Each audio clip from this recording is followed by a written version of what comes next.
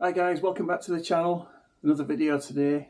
Following on from the Jagwire and the Monarch XC Pro theme, I bought a new frame on eBay and this is what I'm going to be doing this time.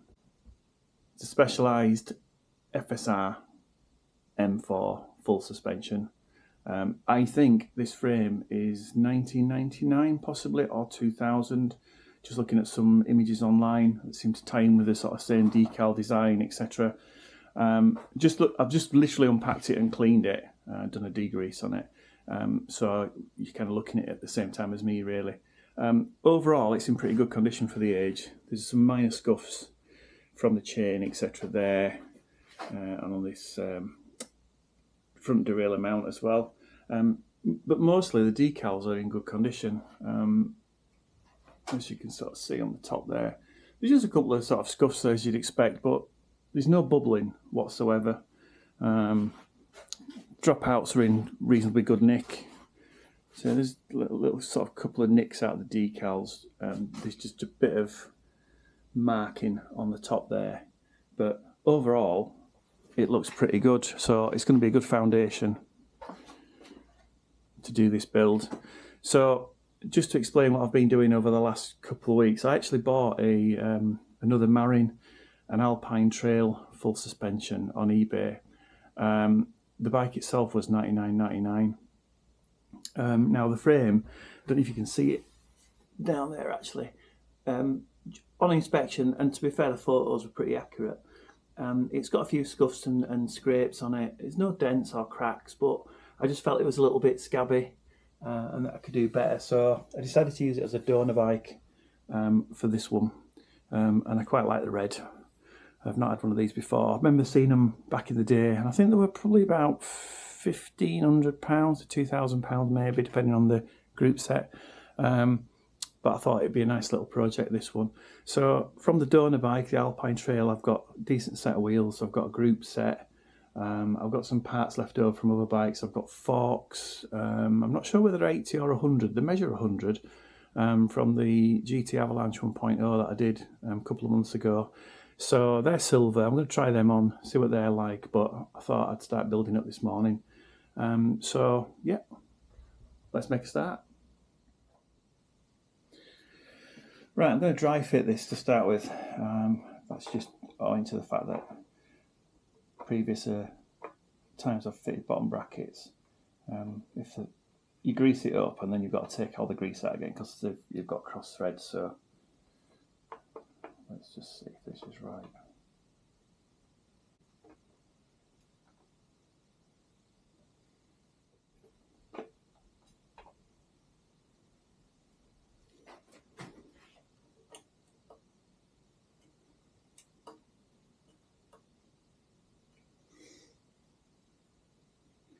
Right, that's a BB on.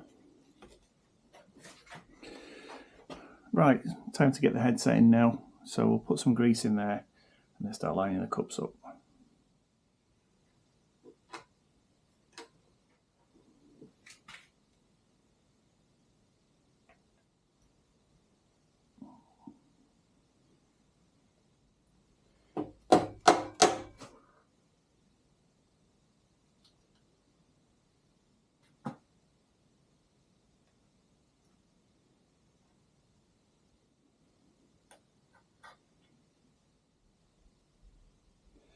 Okay, so the crank's on. That's spinning nicely. Nice and smooth.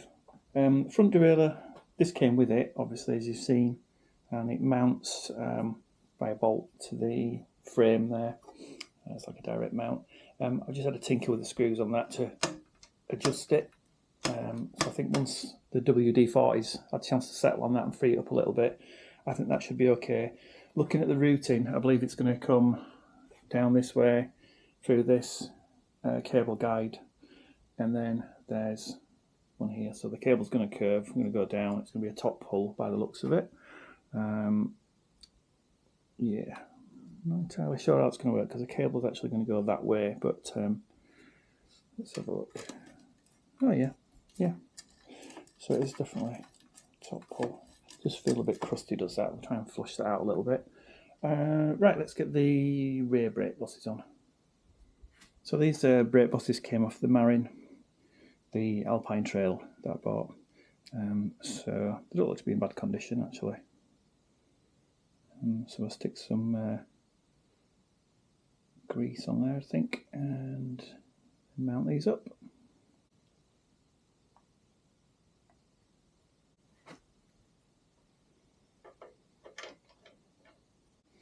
So I've added grease to the threads of the bosses as well. I'm not sure these, because they come off a different bike, these bolts may be too long, but we'll see. I've got a short set. That's okay.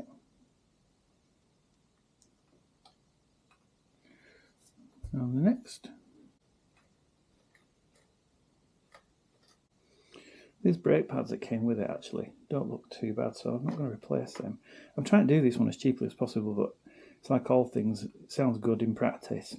But once you start digging a little bit deeper and you look at the, you know, the bits that need replacing, like for example the forks, I had it in my mind that I was going to do this bike for less than 200, but you can add another £130 on to that straight away.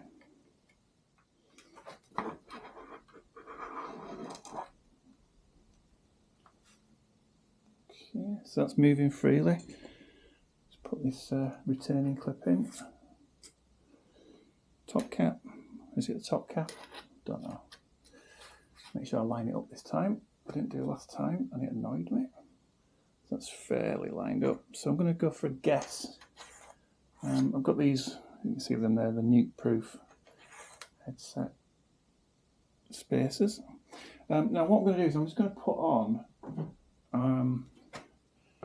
this for the time being, which is I don't think I'm just going to stay with this one, but I'm just going to put this on because what I want to do is I'm not sure about the height until I get the wheels on, etc. So what I'm going to do is just put this on as a temporary fix, really, just so it holds everything in place. So just nipping it up so it's not quite in there properly because it needs to stand. Obviously needs to compress things, but that's not looking too bad. So just really need to decide what I'm doing with the stem. So I think what I might do is I'm also going to, I think, borrow the wheels off the Corner Blast just to see what it looks like with those tyres. So I've done a quick swap over. I think that's going to look a good combination, red tyres and wheels. So, and I'm just going to show you this actually. This looks like some sort of mad chop shop. So the corner's in bits, the Marin's in bits, but I've got some spare parts coming tomorrow. I'm going to have less time tomorrow, so I'll take off the bits that I can take off these today, get as much of this bike assembled as I can, and then we're good to go, because I really do want to get a ride out on this one. It does look really good. So I think what I'll do is I'll take the rear wheel off the Corner Blast, stick that on. I have to change the cassette over to a smaller range cassette to 1132 so it's compatible with the derailleur. Let's go from there. Right then, so I managed to get the wheel off the corner. I'm just going to offer it up. Let's get it sat in there and see what it's like.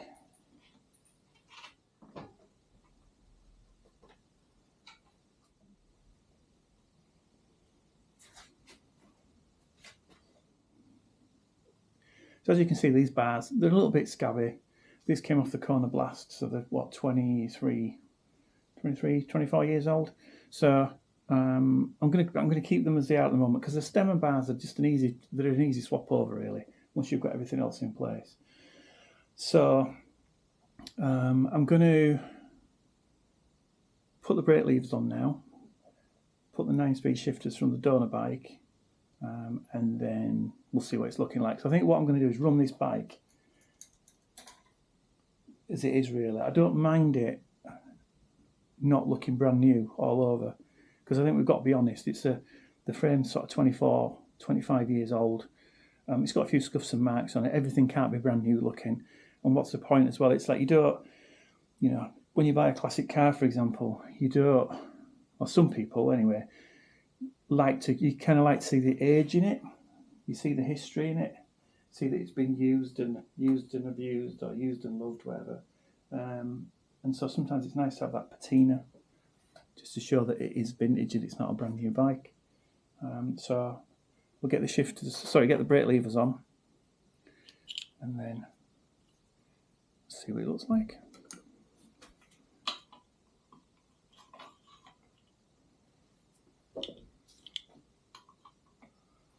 I did actually think about getting some spray paint, but when you start buying spray paint and varnish to over varnish it and messing about, you might as well just buy a new set of levers for $9.99.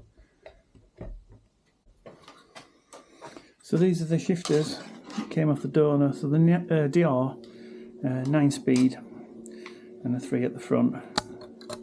Sort of slightly annoying that there's a purple bolt in there. I don't know how that's managed to thing, and it does bother me, being slightly OCD, that is there. But here it's also got obviously a silver coloured mount on there. But let's say patina and all that sort of business. So yeah, see what this is like.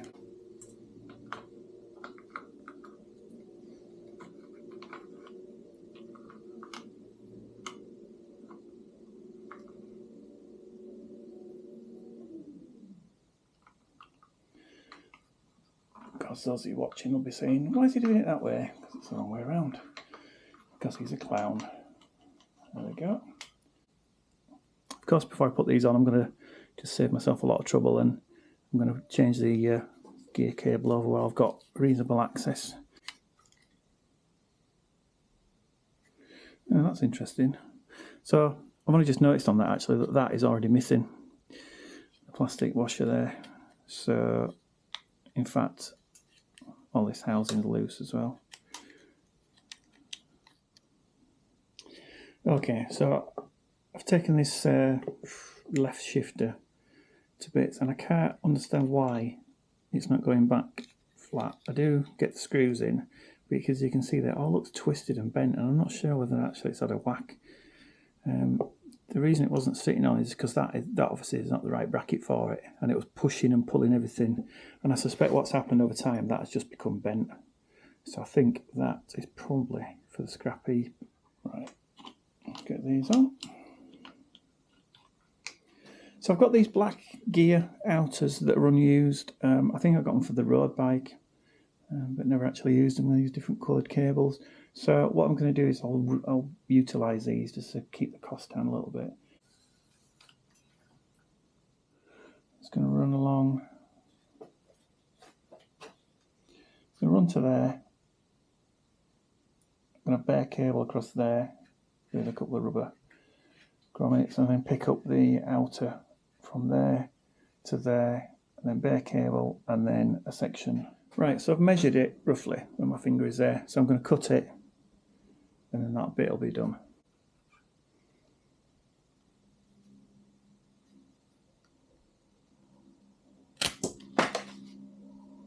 And use a pick tool just to clear it out.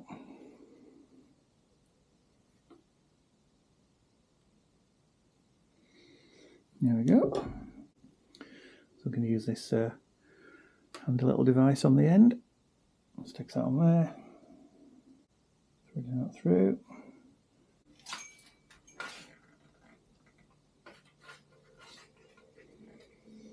Thread that into there.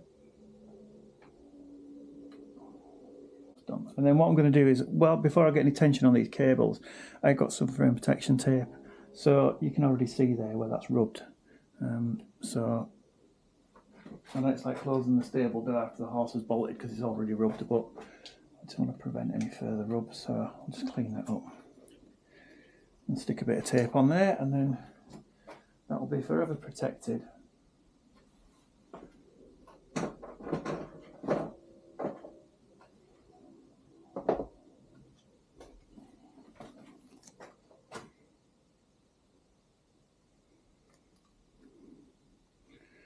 You can get frame protection tape kits, as you will know already,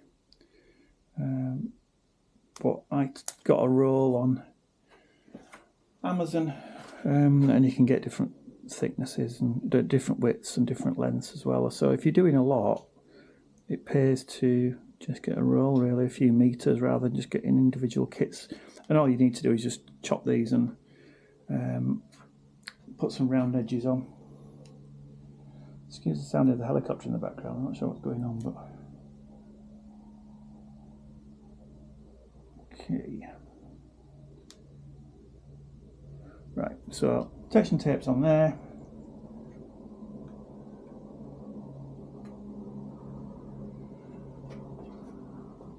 On to the next bit. And I have this offcut here actually, may do for the derailleur on the back.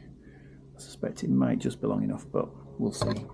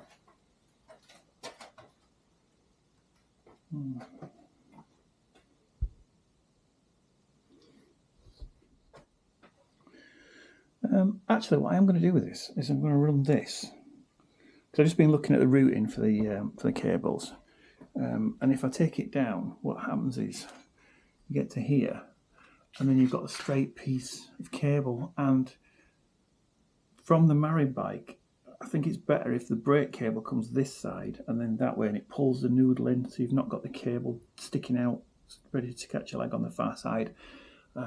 So what I'm going to do is I'm going to run this the other side, as you can see from there, and then what will happen is this cable crosses over the shock into there, and then the brake is going to come down this way and then that way, and it's going to look a bit more neater. So hopefully you can see from this side, what I've done is I've just put a donut on there just to stop the cable rattling against the frame.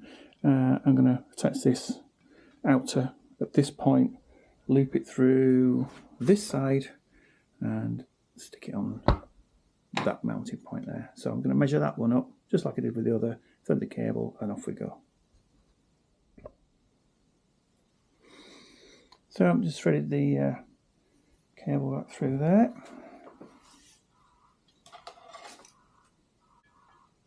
Into the guide.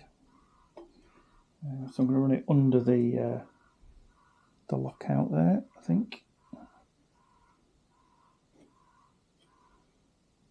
There we go. I think that is enough.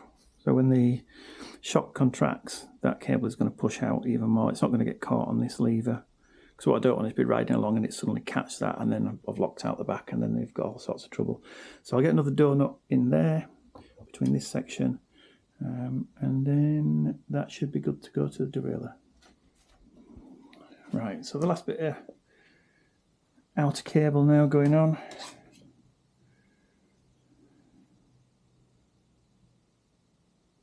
Again, just be careful.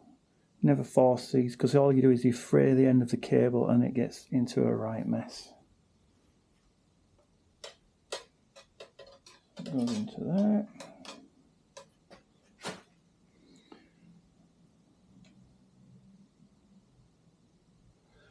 Through that. Again, don't bend it. And don't over tighten these, because what you do is you damage the cable.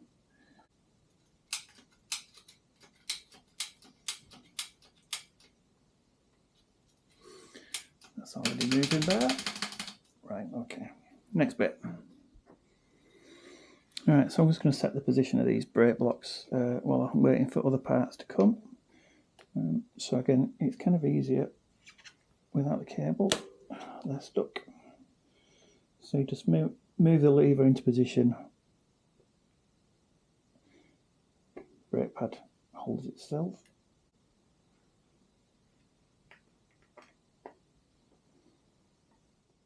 So picking up from the last section, as you can see now the chain's on, the gears have been indexed. I put some air in the shock. I need to recheck that just to make sure the pressure is still the same. Done the cables, say crossed over like I explained earlier on. Donuts to protect the frame. Front section's on. But then when I've been looking at it and I talked about this black handlebar, I thought it kind of, I don't know, it just needs something else to set it off at the front just to give it that sort of classic look. I feel there's too much black on it, so what I've gone and done is I've ordered and got a couple of original specialised handlebars from eBay. So I've got this straight bar, and I've also got this one with the rise as well. So they're both specialised branded. So I think what I'll do is I'm going to take off the black handlebar and put this straight bar on, which is a bit narrower, and see what that looks like. So let's do that. So I've already loosened these just to save a little bit of time. Just going to wreck in the joint.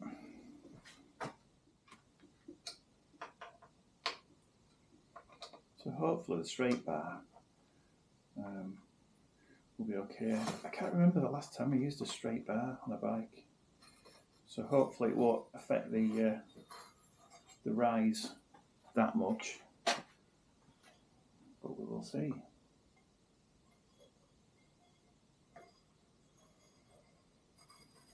Yeah.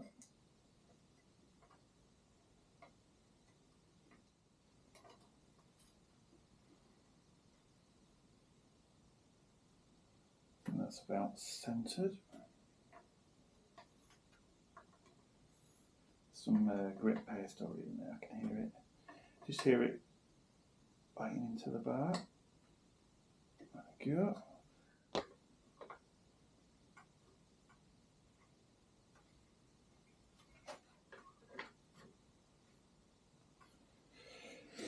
I am also looking at these brake levers as well. As much as I like them, there's a little bit of play in the lever, and I have tightened them up as much as I can without them binding, because that would obviously defeat the object because the lever would stick in. But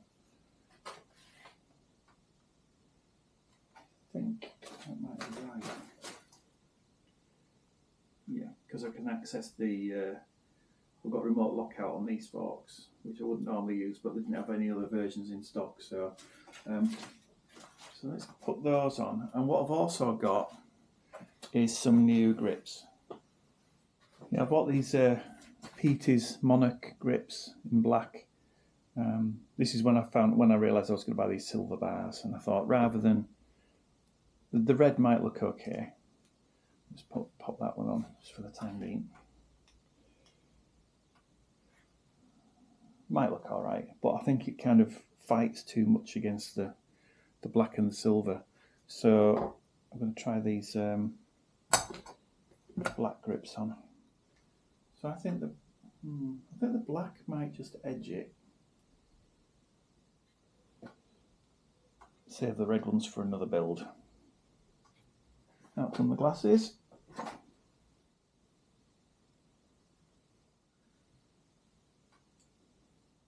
Right, and there we go. Let's try that one out.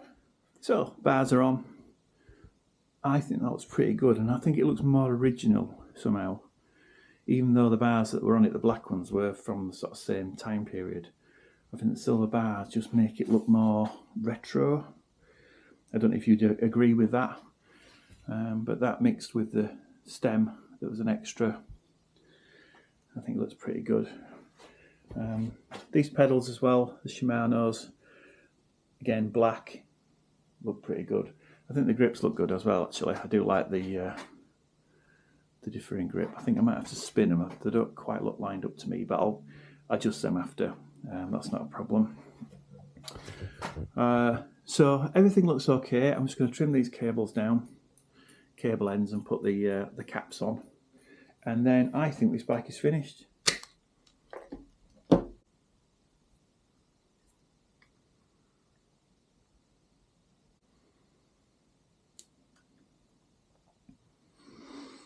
No, doesn't really work, does it?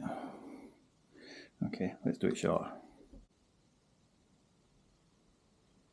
I mean, fortunately, I have got plenty of spare brake cables. I bought a couple of packs online, so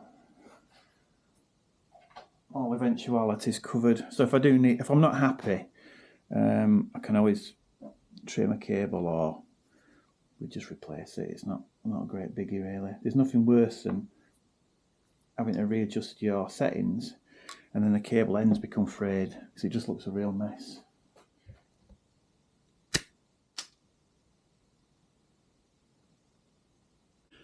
That's that done, nice and neat. Onto the front brakes, and then the rear derailleur, and then we're done. Okay, cable ends tidied. Rear derailleur.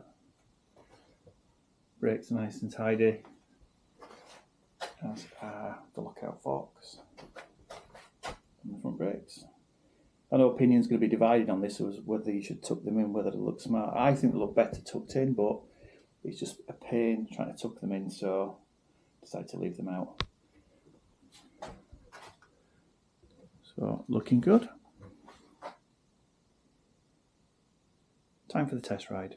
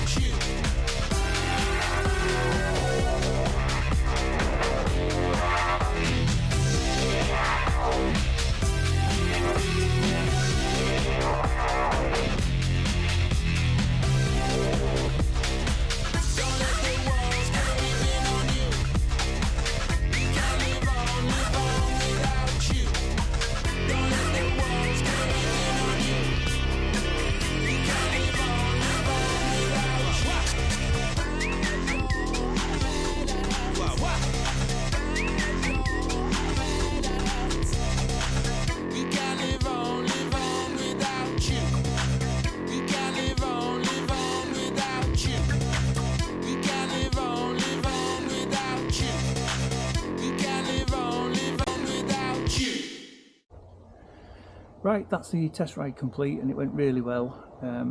There was one exception: the gears, the front derailleur just needs a tweak of adjustment. It wasn't dropping down from the second ring down to the granny ring. It just seemed to be sticking there, so I took a bit of tension off the cable and it seemed to right itself. Other than that, it rode really nicely. The rear shock worked brilliantly.